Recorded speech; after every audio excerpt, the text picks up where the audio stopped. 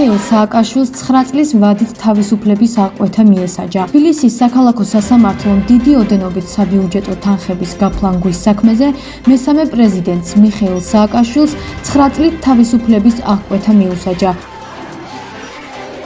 სახელმწიფო დაცვის სპეციალური სამსახურის ყოფილ უფროსს თეიმურაზ ჯანაშიას კი 300,000 ლარიანი ჯარიმა დააკისრა.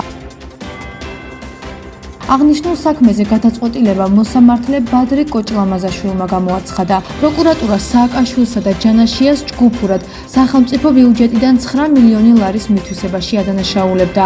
აღსანიშნავია, რომ სასამართლოს ხდომას არც მიხეილ სააკაშვილი და არც თეიმურაზ ჯანაშია არ დასწრებიან.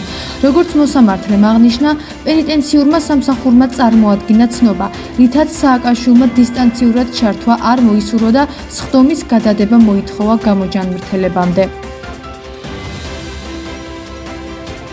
აღსანიშნავია ისიც, რომ წარდგენილ ბრალდებაში ორივე პირი თავს უდანაშაულოდ მიიჩნევს.